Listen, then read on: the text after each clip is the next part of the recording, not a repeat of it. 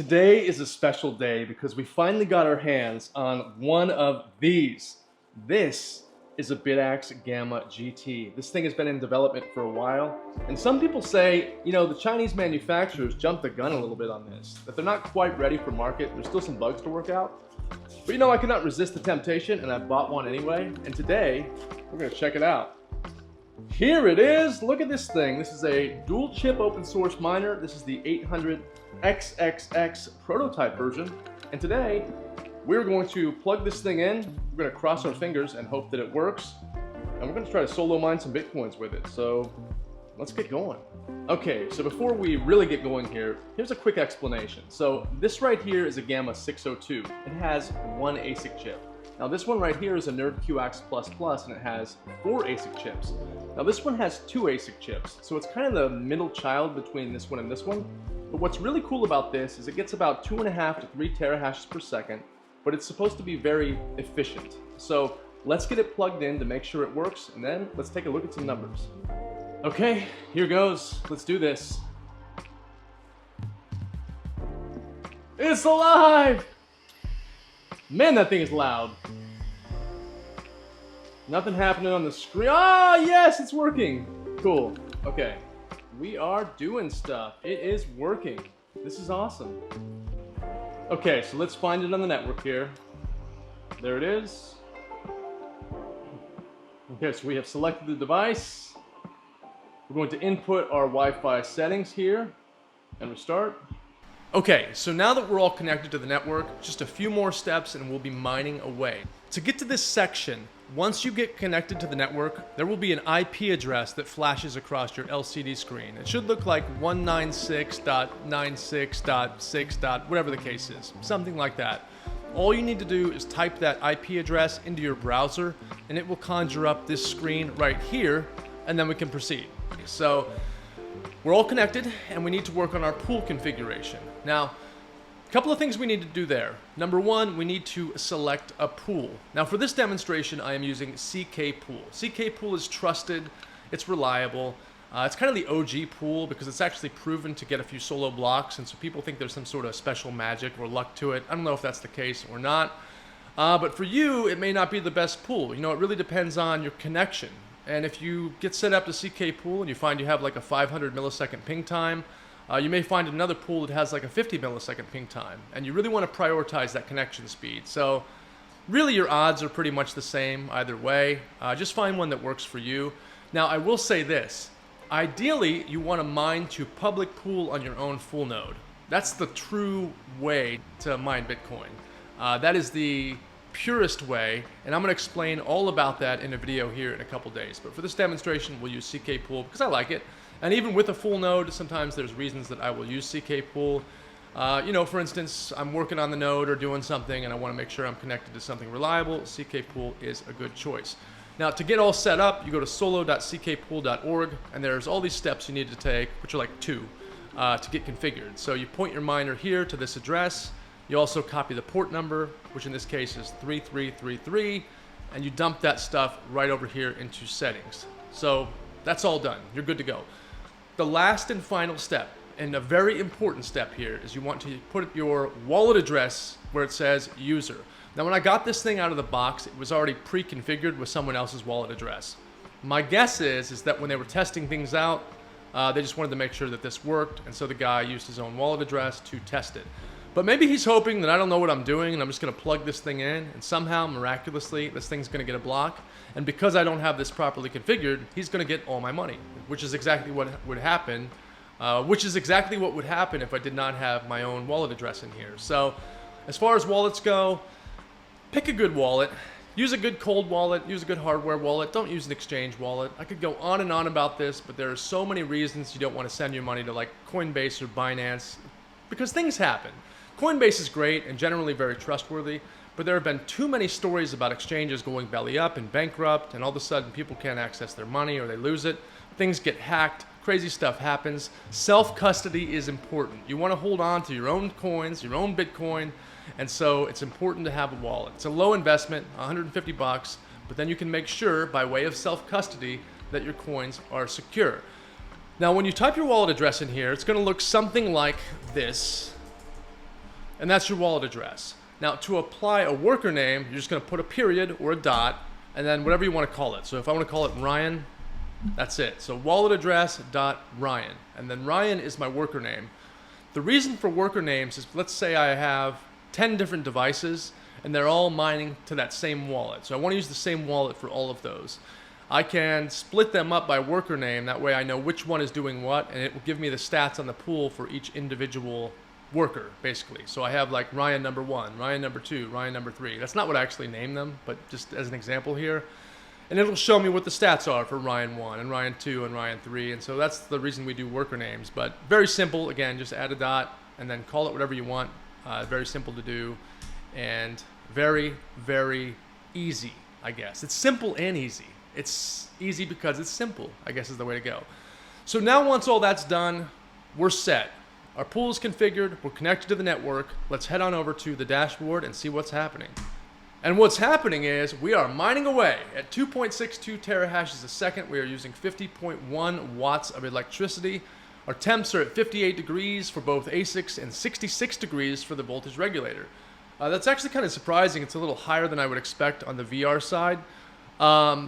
You know, I'm not overclocking this at all. These are like stock configuration, or the stock configuration as it came to me. I don't really know yet what the overclocking capabilities are of this, but I assume it's the same as a Gamma or a NerdQX++, and so we can probably crank this up a little bit, and I imagine you can get close to 3.5 terahashes a second.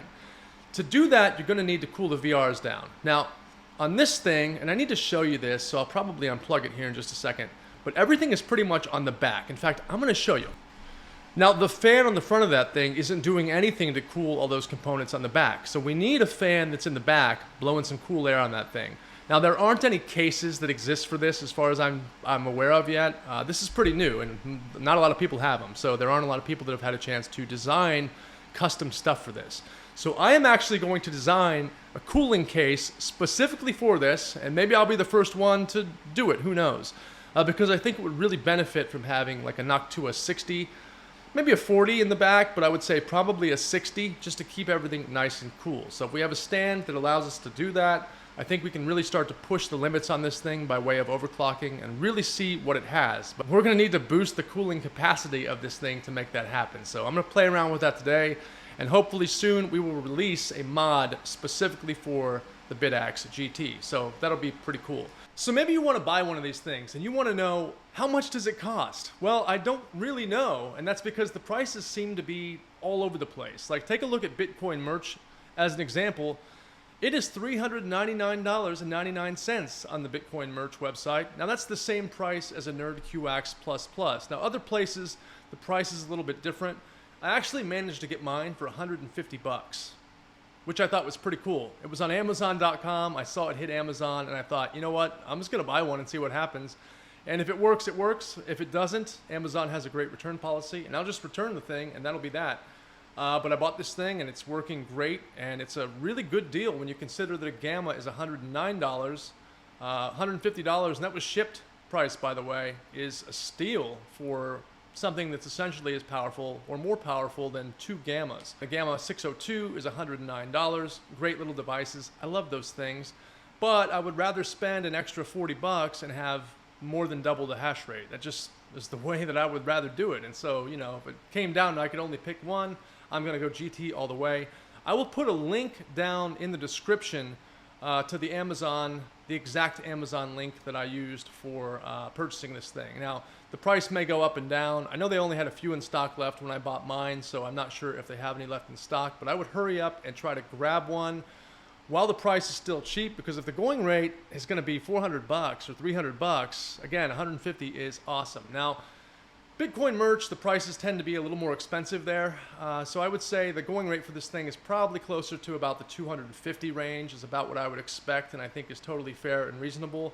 But $150 for this thing, in my opinion, is an absolute steal. So like all the influencers say, run, don't walk, don't miss this deal on the, you know, whatever they say, on the Gamma GT. It's a good buy at 150 bucks. It's a great buy, in my opinion. So check out the link, buy one if you want. There may even be some other options, but at least I know that this one comes from a seemingly reliable dealer. It came fast too. This thing actually shipped from China. And when it got here, I think it had only been like 5 days since I placed the order. So that was pretty impressive. They moved fast. They got that thing like on an airplane as soon as I hit order. And they flew it to Miami. And then from Miami, a guy just showed up at my house and dropped it off in an unmarked car, not wearing a uniform, just like a random guy. Gets out, drops this box that looks like, it was all wrapped up weird too. It looked like a bundle of drugs. Like when you see the Coast Guard, they seize like a drug boat, and there are all these bundles of like illicit substances and narcotics. That's what this looked like. It was like way overly packed and all that stuff, which is good. It survived its trip halfway across the world. So pretty cool. Anyway, I'm a big fan of this thing. I think it's a great little device. It is awesome for someone just starting out in the world of home mining. If you want to get one of these things or a few of these things, or it's kind of that in between. A lot of times what people do is they start with a small device, so they'll traditionally go with something like a Gamma 602. And then they work their way up to like a Nerd QX++, and then maybe they get another Nerd QX++, and then they get an Avalon Q, and then it just kind of keeps on going from there. But this is a really good starting point. You get, what are we at, 2.7 terahashes a second, so you get 2.5, 3 terahashes to work with. Gives you a shot. I mean, does it guarantee a Bitcoin block? Absolutely not. But it's definitely possible. It definitely has the power to do it. We just had a Nerd QX++ hit a block just a couple days ago. I made a video all about that. And so if that thing did it, then this thing could definitely do it too, as long as you have a little bit of luck. So I don't know. I would buy one if I were you. You'll probably enjoy it. You'll find it very addicting. That's the fun part about these devices. You check them all the time. You check the stats. You see how they're doing. You wake up in the morning and see if it hit a block. Did it make you rich? Did it do anything cool? And you can live that excitement all the time because you're always checking in on it. You're always monitoring it and seeing what it's doing. And you know that it's working hard and it's trying its best. And that aspect of that is, or of this rather, is very fun. So that's pretty much all I got for today. The GT, 2 thumbs up, gets my seal of approval. I dig it. I think it's cool. If you have any questions about this thing, I'm happy to answer in the comments. Keep in mind, I've only owned it for about 15 minutes, so I'm not an expert on this device. But again, it's pretty similar to existing open source miners, and I know a lot of stuff about those. You can always leave me a comment, or you can send me a message on Instagram. I am happy to chat with you about Bitcoin-related stuff. Sometimes people reach out to me, though, and just talk to me about other stuff, and I don't know why. But I am happy to talk to you about Bitcoin mining, because I like that stuff, and it's fun for me, and it's exciting for me to talk about. But don't send me a message just to chit-chat about the weather or the politics or whatever the case is. I probably won't respond. I got a lot of stuff going on. I got kids, family, I'm mining Bitcoins, I'm making videos, I got a couple businesses. I got a lot of stuff going on. But I will take the time to help you out if you are buying a device like this and you need help getting it configured.